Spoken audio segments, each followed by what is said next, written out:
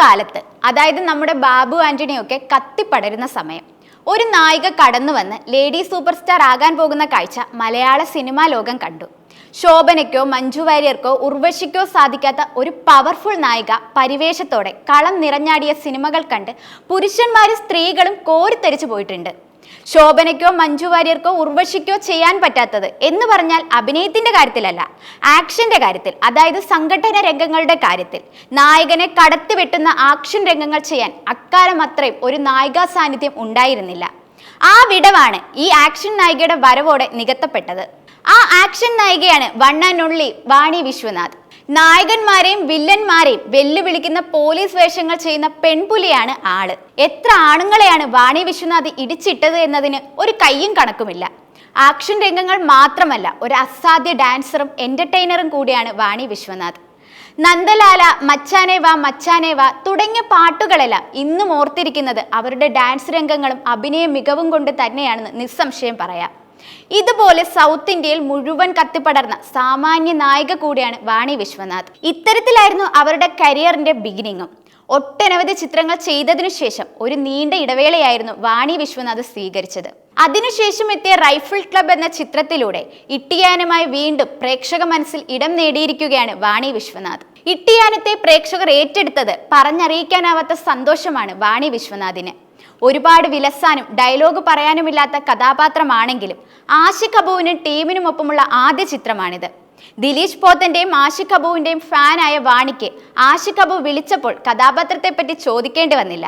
അതിനു കാരണം കഥാപാത്രങ്ങൾ നടീനടന്മാർക്ക് നൽകുന്ന കാര്യത്തിൽ ഉസ്താദ് തന്നെയാണ് ആഷിഖ് അബു. തന്റെ ജീവിതത്തിൽ ഏറ്റവും പ്രത്യേകത നിറഞ്ഞ സിനിമയാണ് റൈഫിൾ ക്ലബ് എന്നും എന്റേതായ അഭിനയം മാറ്റിവെച്ച് കേട്ട് അഭിനയിക്കുക എന്ന ഇപ്പോഴത്തെ രീതിയാണ് സ്വീകരിച്ചതെന്നും വാണി സിനിമയെക്കുറിച്ച് പറയുന്നുണ്ട്. 5 ഭാഷയിൽ 125 സിനിമകളിൽ അഭിനയിച്ചിട്ട് ലഭിക്കാത്ത സന്തോഷം റൈഫിൾ ക്ലബ്ബ് തന്നു. എല്ലാവരും എന്നെ ഇട്ടി എന്ന് വിളിച്ചുവെന്നും അവർ പറയുന്നു. എല്ലാവരും എന്നെ ഇട്ടി എന്ന് വിളിക്കുന്നു. അനുരാഗ് കശ്യപ്, ദിലീഷ് പോത്തൻ, ഹനുമാൻ കൈൻഡ് 3 പേരും തന്നെ അത്ഭുതപ്പെടുത്തി. അനുരാഗ് കശ്യപ് അഭിനയിച്ച തമിഴ് സിനിമകൾ കണ്ടിട്ടുണ്ട്. ദിലീഷ് പോത്തൻ പ്രതിഭാധനനായ സംവിധായകനും നടനുമാണ്. ഇതുവരെ ഒരു സംവിധായകനോടും ഞാൻ ചാൻസ് ചോദിച്ചിട്ടില്ല. ദിലീഷ് പോത്തന്റെ സംവിധാനത്തിൽ അഭിനയിക്കണമെന്ന ആഗ്രഹം താൻ അറിയിച്ചതായും വാണി പറയുന്നു. ഒരുപാട് താരങ്ങൾ ചേർന്ന സിനിമയാണിത്. നീലക്കുറിഞ്ഞ് പൂക്കും പോലെ എപ്പോഴെങ്കിലും സംഭവിക്കുന്ന സിനിമയാണ് റൈഫിൾ ക്ലബ്ബ്. താൻ പ്രേക്ഷകർക്ക് പ്രിയപ്പെട്ടതായത് ആക്ഷൻ ചിത്രങ്ങൾ ചെയ്തതുകൊണ്ടാണ്.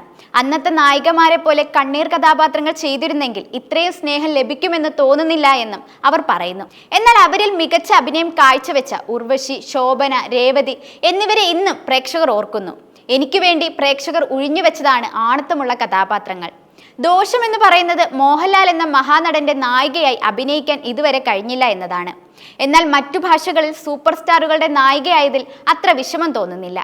സൗമ്യ പ്രകൃതക്കാരായ കഥാപാത്രങ്ങൾ ചെയ്തിരുന്നെങ്കിൽ ഞാനും ലാലേട്ടന്റെ നായികയാകുമായിരുന്നു. തുടക്കത്തിൽ തന്നെ മമ്മൂക്കയുടെ നായികയാകാൻ കഴിഞ്ഞതിൽ ഭാഗ്യമായി കരുതുന്നു.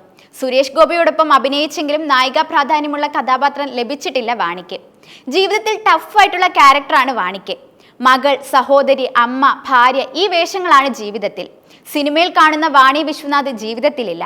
അച്ഛൻ്റെയും അമ്മയുടെ അടുത്തും സഹോദരൻ്റെയും സഹോദരിയുടെ അടുത്തും സംസാരിക്കുന്ന രീതിയിൽ വാണി വേറെയാണ്. വാണിയുടെ ആദ്യ സിനിമ മണ്ണുക്കൾ വൈരം റിലീസ് ചെയ്തത് 38 വർഷം മുൻപ് ഡിസംബറിലാണ്. എന്നാൽ റൈഫിൾ ക്ലബ്ബ് ഇപ്പോൾ ആദ്യ സിനിമയായാണ് തനിക്ക് തോന്നുന്നത് എന്നാണ് വാണി പറയുന്നത്.